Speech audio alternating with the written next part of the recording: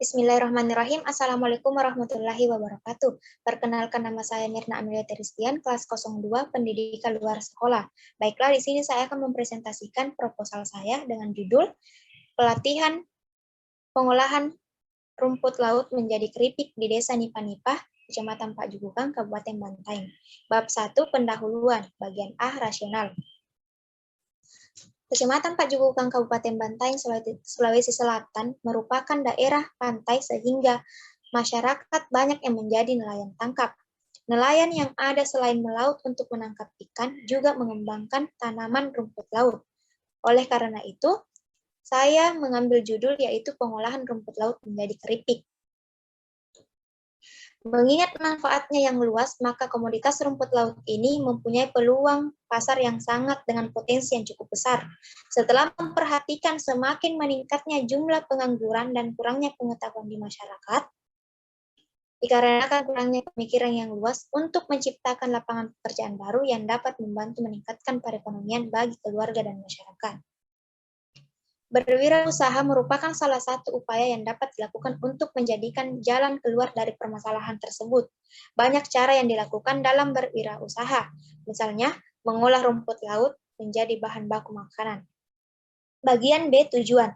Yang pertama, meningkatkan pengetahuan tentang pengolahan rumput laut.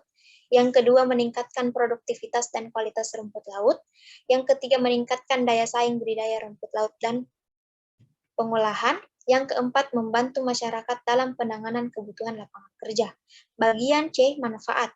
Manfaat dilaksanakannya program ini yaitu menambah wawasan masyarakat setempat dalam pengolahan rumput laut, yaitu diolah menjadi keripik. Program ini dilaksanakan agar menjadi lapangan pekerjaan bagi masyarakat, termasuk ibu-ibu atau bahkan yang tidak bekerja untuk membantu kebutuhan ekonomi. Bagian D, sasaran. Di Kabupaten Bantaeng, tepatnya di Desa Nipah-Nipah, Kecamatan Pak Jugukang, banyak masyarakat setempat yang pengangguran atau tidak memiliki mata pencarian dan termasuk masyarakat yang ekonominya rendah.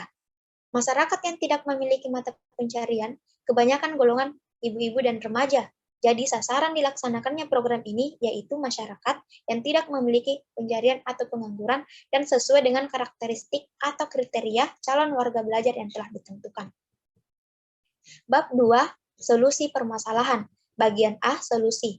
Solusi yang didapatkan dalam pengolahan ini yaitu masyarakat dapat memiliki pengetahuan dalam mengolah rumput laut. Maka dari itu, ingin diadakan sebuah program, yaitu pelatihan pengolahan rumput laut menjadi keripik.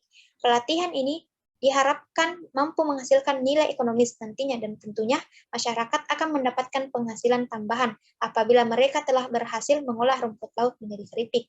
Bagian B, target luaran.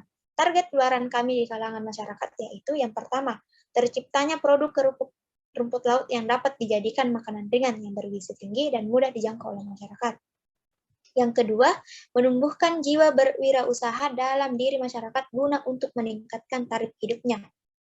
Yang ketiga, masyarakat memiliki keterampilan dalam mengolah rumput laut. Yang keempat, usaha produksi keripik berbahan baku rumput laut. Bab 3, metode pelaksanaan. Bagian A, metode yang digunakan. Yang pertama, perumusan masalah. Dalam program ini akan dibuat suatu usaha berupa produksi keripik dari rumput laut. Yang kedua, mengidentifikasi calon warga belajar. Sebelum melaksanakan suatu program, tentunya kita harus mengidentifikasi dahulu calon warga belajarnya yang meliputi umur, jenis kelamin, kondisi dari calon warga belajar, kebutuhan belajarnya, minat dan bakat, dan lain sebagainya. Untuk itu, karakteristik calon warga belajarnya yang menjadi sasaran pada program ini, yang pertama, masyarakat Kecamatan Pak Jugukang yang mau belajar. Yang kedua, sehat baik secara fisik, jasmani, dan rohani. Yang ketiga, tidak berkebutuhan khusus. Yang keempat, dimulai dari usia 18 sampai 45 tahun.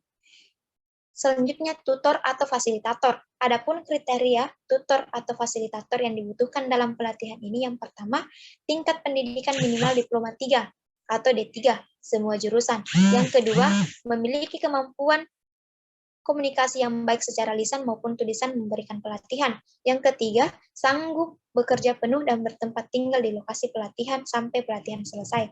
Selanjutnya, pokok materi yang disajikan. Yang pertama, memilih rumput laut dengan kualitas yang baik. Yang kedua, tata tata cara pengolahan rumput laut menjadi keripik, yang ketiga praktek pembuatan keripik, dan yang keempat manajemen pemasaran. Bagian B, persiapan. Persiapan merupakan salah satu tahapan atau tahap awal dari serangkaian kegiatan yang akan dilaksanakan agar kegiatan yang akan dilaksanakan dapat berjalan dengan baik dan tepat sasaran.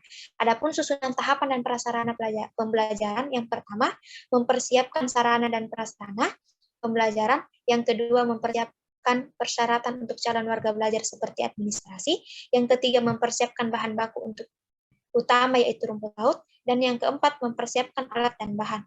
Berikut rincian alat dan bahan yang harus dipersiapkan. Bisa dilihat dari yang saya tampilkan. Selanjutnya, Selanjutnya bagian C, pelaksanaan. Dalam melaksanakan program ini, fasilitas yang akan digunakan harus dipersiapkan secara matang sebelum kegiatan dimulai atau sebelum kegiatan berlangsung. Peralatan dan fasilitas menambah yang dibutuhkan tidak harus memberatkan masyarakat atau warga belajar. Akan tetapi, kita berusaha untuk memanfaatkan peralatan atau sumber daya yang dimiliki masyarakat atau warga belajar. Bab 4, jadwal dan ringkasan anggaran. Yang pertama, jadwal kegiatan. Waktu program kegiatan pengolahan keripik rumput laut diselenggarakan pada tanggal 1 sampai 31 Juni 2021, dilaksanakan hari Senin sampai dengan Sabtu. Yang tempat program pengolahan keripik rumput laut ini diselenggarakan di RT 001, RW 001, Dusun Kasih-Kasih, Desa Nipanita, Kecamatan Padihutang, Kabupaten Banten, tahun 2021. Yang kedua, ringkasan anggaran dana, termasuk alokasi honor tutor, peralatan dan bahan, konsumsi, biaya transportasi tutor, kesekretariatan, dan terakhir jumlah estimasi dana secara keseluruhan. Itulah yang dapat saya presentasikan mengenai proposal saya. Sekian, Assalamualaikum warahmatullahi wabarakatuh.